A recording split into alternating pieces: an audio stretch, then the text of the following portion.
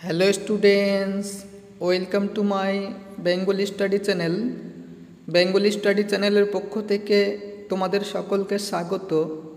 প্রিয় 2025 সালের একাদশ শ্রেণীর সেকেন্ড সেমিস্টার শিক্ষার্থী বন্ধুরা, আজকের অনলাইন ক্লাসে আমি তোমাদের জন্য বাংলা নাটক যে আগুন রয়েছে সেই আগুন নাটক থেকে মাত্র হাতে গোনা দুটি গুরুত্বপূর্ণ 5 মার্কের প্রশ্ন শেয়ার করব।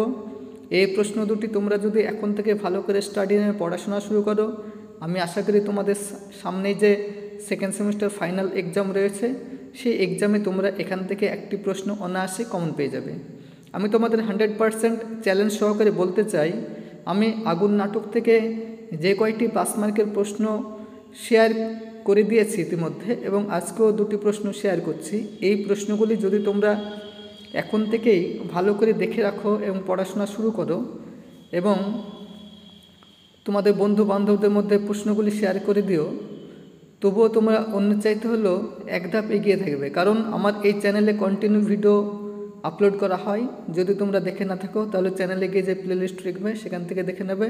এবং শুধুমাত্র বাংলা নয়, বাংলার পাশাপাশি তোমাদের যে রাষ্ট্রবিজ্ঞান রয়েছে, ইতিহাস রয়েছে, সেই সমস্ত বিষয়ের প্রশ্নও আমি ভিডিওতে আপলোড করে থাকি। এবং যারা আর্থিকভাবে দুর্বল, যারা পিছিয়ে পড়া স্টুডেন্ট, যারা টিউশন পড়তে পারো না, সেই সমস্ত ছাত্রছাত্রীরাও যদি শুধুমাত্র আমার এই চ্যানেলের ভিডিওগুলো দেখে খাতায় টুকে এখন থেকে ভালো করে পড়াশোনা করো, তবুও তোমরা অন্যের চাইতে হলো এক ধাপ এগিয়ে থাকবে। আজ আমি তোমাদের সামনে দুটি প্রশ্ন আগুন নাটক থেকে শেয়ার করব। এই দুটি প্রশ্ন তোমরা অত্যন্ত মনোযোগ সহকারে পড়ে নেবে। তাই আলোচনা শুরু করার পূর্বেই তোমরা যারা নতুন আমার এই চ্যানেলে ভিডিও দেখছো তারা অবশ্যই আমার এই চ্যানেলটিকে সাবস্ক্রাইব করবে এবং পাশে থাকা বেল আইকন বেলটি প্রেস করে অল নোটিফিকেশন অন করে দেবে, যাতে করে আমার ভিডিও ছাড়ার সঙ্গে সঙ্গে সবার আগে তোমাদের কাছে পৌঁছে যায়। তাই আলোচনা দীর্ঘায়িত না করে চলো আমরা ফিরে যাই আজকের মূল আলোচনায়। দেখো, আগুন নাটক থেকে যে 5 নাম্বার প্রশ্নটি আজ তোমাদের সামনে রেখেছি সেটি হলো, চাল দেবে না দিও না, কিন্তু তাই বলে যা তা বলো না বলছি।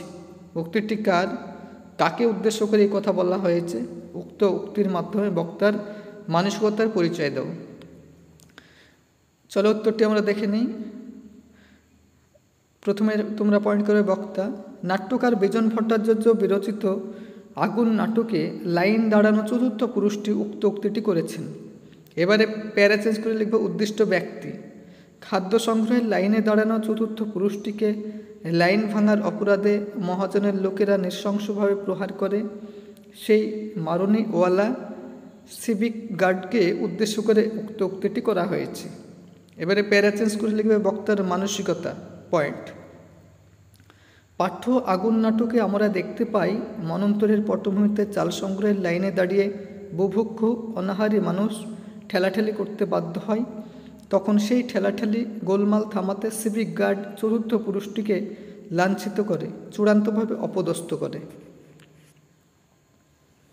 এবারে প্যারা চেঞ্জ করে লিখবা মারখানে ওয়ালা চতুর্থ পুরুষটি এর বিরুদ্ধে গর্জে ওঠে, প্রতিবাদে প্রতিরোধ মুখরিত হয়ে ওঠে।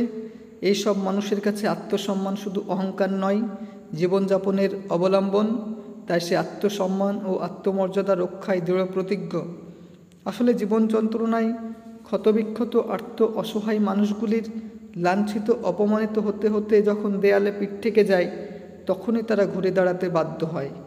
তারই উদ্দীপ্ত প্রতিফলন শুভ চৈতন্যের উদয় হওয়া চতুর্থ পুরুষের উক্তিতে। পরের 6 নম্বর প্রশ্নটি আলোচনা করার পূর্বেই তোমরা যারা নতুন আমার এই চ্যানেলে ভিডিও দেখছো তারা অবশ্যই আমার এই চ্যানেলটিকে সাবস্ক্রাইব করবে, লাইক করবে, কমেন্ট করবে এবং চ্যানেলটি শেয়ার করবে। কারণ আমার এই চ্যানেলটি যেহেতু নতুন, সেহেতু আমার এই চ্যানেলটি যাতে ভবিষ্যতের অনেক দূর প্রসারিত হয়, অগ্রসর হয় এবং চ্যানেলটির গ্রোথ হয় এবং চ্যানেলটি যাতে কন্টিনিউ তোমাদের সাপোর্ট এবং সহযোগিতা করতে পারে, সেই জন্য তোমাদের সাপোর্ট এবং সহযোগিতা আমি একান্তভাবেই কামনা করি। তাই আলোচনা দীর্ঘায়িত না করে চলো আমরা ফিরে যাই আজকের মূল আলোচনায়। দেখো, 6 নম্বর যে প্রশ্নটি রেখেছি তোমাদের জন্য সেটি হলো, কি আমার পুরুষ মানুষরে, কে কাকে উদ্দেশ্য করে মন্তব্যটি করেছে, মন্তব্যটির পরিপ্রেক্ষিতে আলোচনা করো।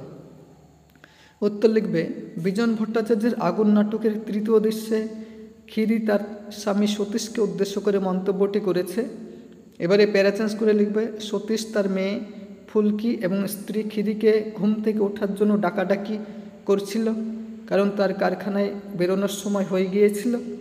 সারাদিন যেখানে পরিশ্রম করতে হবে বলে কিছু খেয়ে বাড়ি থেকে বেরোতে চাইছিল, সেই জন্য সে তাড়া দিচ্ছিল। এই পরিস্থিতিতে খিরি ফুঁসে ওঠে এবং মন্তব্য করে যে বাড়ির পরিস্থিতি কিছুই সতীশের অজানা নয়। আগের দিন রাতে সে নিজেই মিস্ত্রির কাছ থেকে 1.5 পোয়া চাল ধার করে এনেছে এবং তার মধ্যে বেশিরভাগ সতীশ নিজেই খেয়েছে। এই পরিস্থিতিতে অসহায় খিরি তীক্ষ্ণ কণ্ঠে বলে, এখন সকালবেলায় তোমার পিণ্ডি জোগাই কোত্থেকে বলো তো? খিরি এই তীক্ষ্ণ কণ্ঠ সতীশ সহ্য করতে পারে না। সে বলে, তোর সে মুখের সাজা কিন্তু আমি একদিন আচ্ছা করে দিয়ে দেব।